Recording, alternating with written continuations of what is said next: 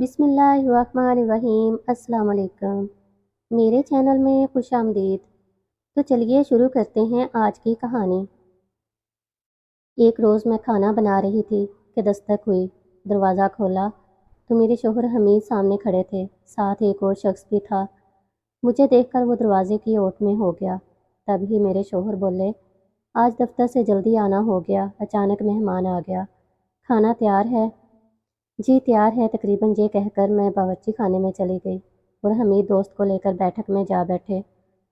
उन्होंने खाना खाकर मेहमान को बैठक में पड़ी चारपाई पर आराम करने को कहा और मुझे इस दोस्त के बारे में बताया कि फ़िरोज़ मेरे बचपन का दोस्त है, आजकल बुरे हालात का शिकार है, तो अब मेरे पास आया है। यहाँ ना तो इसके रहने का ठिकाना है और ना ही रोज़गार। मैं परेशान हूँ कि इसको कहाँ ठहराऊँ। बैठक में ठहरा लीजिए, मैंने शौहर को परेशान देखकर कहा। वो भी एक तरह से रजामंदी लेना चाह रहे थे, क्योंकि मेहमान की खाने का इंतज़ाम तो मुझे ही करना था। हमीद पुरसुकून हो गए और बोले कि मैंने इसे तसल्ली दे दी है कि जब तक तुम्हारे रोज़गार का बंदोबस्त नहीं हो जाता, तब तक कहीं जाने की ज़रूरत नहीं, मेरे पास रह जाओ। रहने का ठिकाना, रोज़गार सब अल्लाह की मेहरबानी से हो जाएगा। हमीद ने घर की बैठक फ़िरोज़ के लिए खाली कर दी और मैं सुबह शाम खाना पकाकर भिजवाने लगी। 2 माह ये शख्स हमारे घर मेहमान रहा। कुछ इसको बेफिक्री और सुकून मैसर आया तो दिल जमी से नौकरी की तलाश शुरू कर दी। हमीद भी अपने जानने वालों से कहते थे कि मेरे दोस्त फ़िरोज़ को मुलाजमत की ज़रूरत है, कोई सिलसिला बने तो मदद करना। आखिर इनकी कोशिशें रंग लाईं और फ़िरोज़ को एक महकमे में मुनासिब नौकरी मिल गई। माली मोहताजी दूर हो गई तो वो रहने का ठिकाना ढूंढने लगा। तभी हमीद ने अपनी मकान मालकन से तज़किरा किया। हमारे बराबर वाला मकान खाली पड़ा था। इस औरत ने यह घर फ़िरोज़ को मुनासिब किराए पर दे दिया। यूँ अब वो हमारा पड़ोसी बन गया। इसके पड़ोस में खुद मकान मालकन की रहाइश थी। सब कुछ तो हो गया, लेकिन अब एक मसला इसे ये दरपेश था कि इसे खाना बनाकर देने वाला कोई ना था। मैं भी चाहती थी कि वो अपना कोई इंतज़ाम कर ले। वो भी तकलीफ़ महसूस करने लगा था। कहता था कि भाभी ने बहुत तकलीफ़ उठाई है, मज़ीद इनको ज़हमत नहीं देना चाहता। आखिर हमीद ने मशवरा दिया कि फ़िरोज़ मियाँ शादी कर लो। कब तक कोई तुमको खाना खिलाएगा और कब तक होटल का मुज़र खाना खा पाओगे। इस पर वो हंस दिया और बोला, हमीद यार, मेरा कौन है जो मेरी शादी कराएगा। भाई ये तो वही बात हुई ना, नो मन तेल होगा और ना राधा नाचेगी। इन्हीं दिनों मेरी छोटी बहन इलाज की खातिर गांव से हमारे घर आई हुई थी। वो कुछ अरसा से बीमार रहती थी। हमीद ने मुझसे जिक्र किया, तुम कहो तो मैं फ़िरोज़ से बात करूं। पहले अपनी माँ से सलाह ले लो, वो मान जाए तो रोशन की शादी फ़िरोज़ से हो सकती है।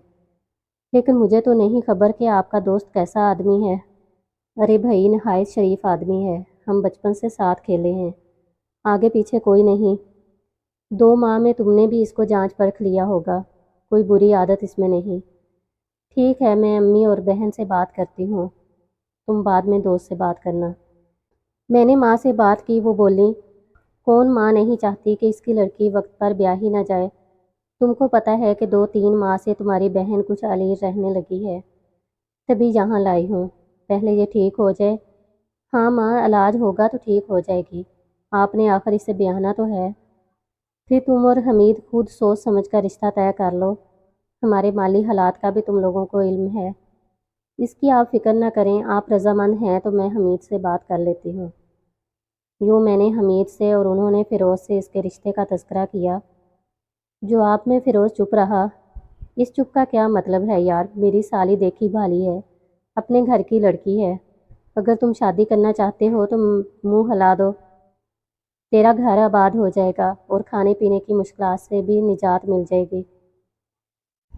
फ़िरोज़ ने कहा, जो तुम बेहतर समझो मुझे मंजूर है। अब तुम ही मेरे भाई भी हो और दोस्त भी। बात इतनी जल्दी बन जाएगी, मुझे गुमान भी ना था कि कल तक जो मेहमान था अब हमारे घर का एक फ़र्द बनने जा रहा था। फ़िरोज़ ने हमीद से ये भी कहा था कि मेरे माली हालात तुमसे पोशीदा नहीं हैं। अभी मेरी नौकरी लगी है, इसकी तुम फ़िक्र मत करो, वो सब इंतज़ाम हो जाएगा। तुम रज़ामंद हो तो मैं सास और साली से बात कर लेता हूँ। यूँ फ़िरोज़ की शादी मेरी बहन रोशन से हो गई। ज़ेवर कपड़ा सब मैंने अपनी तरफ से बहन को दिया کیونکہ فیروز کے پاس بری اور زیور کے لیے رقم نہ تھی۔ لڑکے کی طرف سے شادی کا خرچہ بھی ہم نے کیا۔ مجھے یقین تھا کہ روشن شادی کے بعد خوشی ملنے سے ٹھیک ہو جائے گی، کیونکہ اس کی شادی کی عمر نکلی جا رہی تھی اور میرے والدین کے مالی حالات درست نہ ہونے کے سبب کوئی اچھا رشتہ بھی نہیں مل رہا تھا۔ اس صورتحال میں اکثر لڑکیاں ناامید ہو کر بیمار پڑ جاتی ہیں اور ان کی بیماری کسی کو سمجھ میں نہیں آتی۔ ہوا بھی یہی کہ شادی کے بعد روشن کی رنگت سرخ ہونے لگی اور وہ تندرست دکھائی دینے لگی۔ حمید نے بھی یہی سوچا تھا کہ ان کی ذرا سی قربانی سے، یعنی شادی کا خرچہ اٹھانے پر ان کے دوست کا گھر بس جائے گا، وہ سسرالی بھی خوش ہو جائیں گے، ان کی لڑکی کو اچھا بر مل گیا ہے۔ دونوں کا گھر بن گیا، فیروز اور روشن خوش رہنے لگے اور اپنی دنیا میں مگن ہو گئے۔ ہم بھی خوش تھے کہ چلو اچھا ہوا۔ حمید سسرالیوں میں سرخرو تھے کہ روشن شادی کے بعد خوش تھی۔ سال بعد اس نے بچی کو جنم دیا جس کا نام اس نے حوریہ رکھا۔ وہ بہت پیاری صورت والی گول مٹول بھی تھی۔ ہمارے گھر کوئی بچہ نہ تھا، میں اسے گھر لے آتی، گھنٹوں اپنے پاس رکھتی، مجھ کو اپنی بھانجی بہت پیاری لگتی تھی۔ اب تو وہ ہمہ وقت میرے پاس ہی رہتی۔ وہ مجھ سے اتنی مانوس ہو گئی تھی کہ رات جب سو جاتی تب ماں اسے اٹھا کر لے جاتی۔ اب وہ 2 سال کی ہو گئی تھی اور میری اتنی عادی ہو گئی تھی کہ 1 منٹ بھی میرے بغیر نہ رہتی۔ خدا کی کرنی کہ میری بہن پھر سے بیمار رہنے لگی اور اس کی بیماری اتنی بڑی کہ لاغر ہو گئی۔ ڈاکٹروں نے کینسر تشخیص کیا اور وہ 6 ماہ بعد چل بسی۔ جوان موت پر ہر آنکھ اشکبار تھی، لیکن فیروز کا تو گھر اجڑ گیا تھا اور حوریہ بے آسرا ہو گئی تھی۔ تبھی فیروز نے اسے مکمل طور پر میرے سپرد کر دیا کہ اب یہ بچی آپ ہی کی ہے، آپ نے اس کی پرورش کرنا ہے۔ بہن کی وفات اور بھانجی کے بن ماں ہو جانے پر میں بہت رویا کرتی تھی۔ حمید بھی غمزدہ تھے کہ ان کے پیارے دوست کا گھر اجڑ گیا تھا۔ اس عرصہ میں یہ کسی کو پتہ نہ چلا کہ ہم آپس میں رشتہ دار ہیں یا غیر۔ روشن نے اپنی وفات سے 2 دن قبل فیروز سے وعدہ لیا تھا کہ میری بچی باجی کو دے دینا اور خود جہاں مرضی ہو شادی کر لینا۔ سال بعد میں نے اور حمید نے فیروز کو مشورہ دیا کہ وہ دوبارہ شادی کر لے۔ بچی تو ہمارے پاس ہے، مگر اس نے انکار کر دیا۔ اس کا کہنا تھا کہ اب میں اور شادی نہیں کروں گا، بس ایسے ہی زندگی گزار لوں گا۔ کچھ عرصہ بعد پتہ چلا کہ وہ گھر کی مالکن سروری بیگم کے گھر بھی آتا جاتا ہے۔ اس کا شوہر سعودی عرب کمانے گیا ہوا تھا، وہ گھر میں بچوں کے ساتھ اکیلی رہتی تھی۔ ہم نے ان دونوں کے بارے میں چیم گوئیاں سنی تو حمید نے فیروز سے پوچھا۔ وہ برہم ہو گیا، کہنے لگا کہ ایسی کوئی بات نہیں ہے، لوگ تو یوں ہی بات کا بتنگڑ بنا لیتے ہیں۔ اس بیچاری کا مرد پردیس میں ہے، اس کو باہر کے کام کروانے ہوتے ہیں تو مجھے کہلوا دیتی ہے، میں کر دیتا ہوں۔ بس اتنی سی بات ہے جس پر لوگ ہمیں بدنام کر رہے ہیں۔ حمید یہ سن کر خاموش ہو رہے، حالانکہ لوگوں نے یہ تک کہا تھا کہ سروری بیگم رات کو بھی فیروز کے گھر آتی جاتی ہے۔ محلے اور پاس پڑوس کے لوگوں نے دیکھا تھا۔ تبھی سردیاں آئیں۔ فیروز نے مجھ سے کہا کہ باجی میری رضائی دھلوا کر بھروا دیں، مجھے رات کو سردی محسوس ہونے لگی ہے۔ میں نے کہا بھیا مکان اور پیٹی کی چابیاں دے جانا، میں جا کر رضائی نکال لوں گی۔ اس نے مجھے چابیاں دے دی، میں اسی روز گئی اور بستروں والی پیٹی میں سے رضائی نکالنے لگی۔ جو ہی میں نے ایک رضائی باہر نکالی، اس کے اندر سے کئی خط بھی نکل کر فرش پر گر پڑے۔ میں یہ دیکھ کر گھبرا گئی۔ یہ سروری بیگم کے محبت نامے تھے جو فیروز کے نام تھے۔ ایک شادی شدہ عورت اور 2 بچوں کی ماں، جس کا خاوند اس کو سکھ پہنچانے کی خاطر پردیس میں تھا، اس کے غیر آدمی سے اس قسم کی جان پہچان دیکھ کر مجھے پڑوسن سے بہت نفرت ہوئی۔ ساتھ ہی اپنی بہنوئی کے اچھے کردار کے بارے میں جو رائے تھی وہ زمین بوس ہو کر گر پڑی۔ میں تو فیروز کو نہایت نیک چلن اور باکردار شخص سمجھتی تھی۔ ان خطوط میں ہمارے گھر کی باتیں بھی تھیں۔ میں یہ سارے خطوط اٹھا کر گھر لے آئی۔ جب فیروز کو پتہ چلا کہ خط میں اٹھا لائی ہوں، وہ بہت ناراض ہوا اور ہم سے جھگڑ پڑا اور اپنا زیور جو ہمارے پاس تھا طلب کیا۔ جو اس کی رقم ہمارے پاس امانت رکھی تھی وہ بھی ہم سے لے لی۔ یہی نہیں، اپنی بچی بھی لے گیا۔ ہم سے بول چال بند کر دی اور بچی کو سروری بیگم کے سپرد کر دیا۔ اب میرے لیے یہ سب کچھ بے حد تکلیف دہ تھا۔ بچی آنکھوں کے سامنے والے گھر میں روتی رہتی اور ہم اس کو اپنے پاس نہیں لا سکتے تھے۔ وہ مجھ کو امی کہہ کر بلاتی تھی، وہ امی امی کی دہائیاں دیتی رہتی اور میں دیوار سے ادھر اس کی پکاریں سن کر روتی اور تڑپتی رہتی۔ حمید سے میری یہ حالت نہیں دیکھی جاتی تھی۔ آخر انہوں نے یہ فیصلہ کر لیا کہ فیروز سے لڑنے کی بجائے گھر ہی تبدیل کر لیں، تاکہ نہ بچی کی آواز ہمارے کانوں تک آئے گی اور نہ ہی جھگڑا ہوگا۔ ہمارا صرف یہی قصور تھا کہ ہم نے فیروز کو سمجھایا تھا کہ وہ ایک غیر عورت سے غلط مراسم نہ رکھے، کیونکہ یہ بری بات ہے اور بری باتوں کا انجام برا ہی ہوتا ہے۔ بس ہماری یہ نصیحت اس کو ہم سے برافروختہ کر گئی۔ جس دن ہم گھر چھوڑنے کو جا رہے تھے، سارا محلہ اکٹھا ہو گیا۔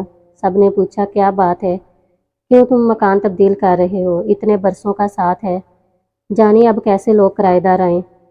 حمید ان کو کیا وجہ بتاتے، یہی کہا کہ مجبوری ہے اس لیے جا رہے ہیں۔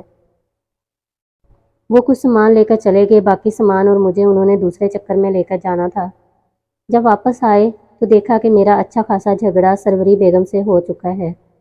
جب کسی معاملے میں عورتیں بول پڑیں تو بات جلدی ختم نہیں ہوتی۔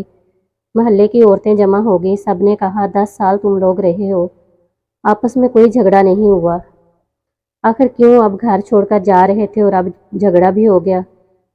تب میں پھٹ پڑی کہ یہ عورت اپنے محبت نامے مانگ رہی ہے جو اس نے میرے بہنوئی فیروز کو لکھے ہیں، مگر میں نہیں دوں گی، کیونکہ ان خطوط میں ہماری برائیاں بھی لکھی ہوئی ہیں۔ اگر دوں گی تو فیروز کو دوں گی، کیونکہ میں نے اس کی بستروں والی پیٹی سے اٹھائے تھے۔ یہ مانگنے والی کون ہوتی ہے؟ اگر آپ لوگوں کو یقین نہیں آتا تو سارے خطوط آپ کو بھی دکھا سکتی ہوں۔ میرے یہ کہنے سے تو طوفان ہی آ گیا اور بات مار کٹائی تک پہنچ گئے۔ جب حمید پہنچے تو ہماری مار کٹائی اور ہاتھا پائی ہو رہی تھی۔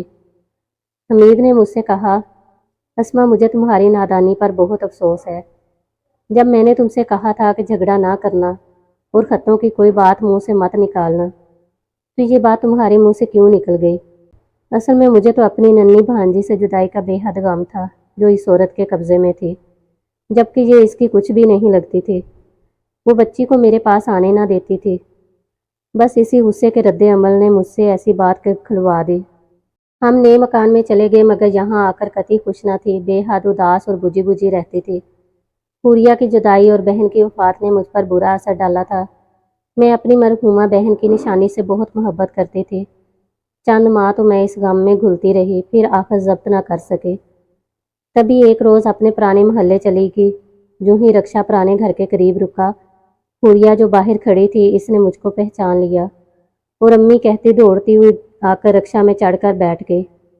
اس کی والہانہ محبت سے بے قابو ہو کر مجھے جانے کیا سوجی کہ دل پر قابو نہ رہا۔ میں آنن فانن اس رکشے میں اپنے ساتھ گھر لے کر آ گئی۔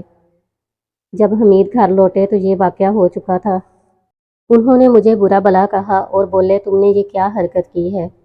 اب تمہارا بہنوئی ہم پر اپنی بیٹی کے اغوا کا کیس داخل کروا دے گا۔ میں تو بچی کو محبت میں اٹھا لائی تھی، مگر فیروز باغ دوڑ میں لگ گیا، کیونکہ آس پڑوس کی عورتیں بھی دیکھ رہی تھیں کہ میں فیروز کی بیٹی کو رکشا میں بٹھا کر لے جا رہی تھی۔ بس میرے بہنوئی نے ہم پر بچی کے اغوا کا کیس درج کرا دیا۔ تبھی حمید بھاگے ہوئے اس کے پاس گئے اور کہا کہ ایسا نہ کرو، میری بیوی محبت سے مجبور ہو کر بھانجی کو ذرا دیر کے لیے لے آئی تھی، میں خود بھی اسے واپس پہنچانے آ رہا تھا، تم پریشان نہ ہو اور نہ بات تھانے تک لے جاؤ، مگر وہ بھی ضد تھا کہ تھانے چلو بات وہیں ہوگی۔ بڑی مشکل سے حمید نے اس کو باز رکھا کہ آئندہ ایسا نہ ہوگا، کل صبح ہی ہم تمہاری بچی کو تمہارے حوالے کر دیں گے۔ ٹھیک ہے، تم بچی کو 1-2 دن رکھ لو تاکہ میں کیس کو ختم کرا دوں۔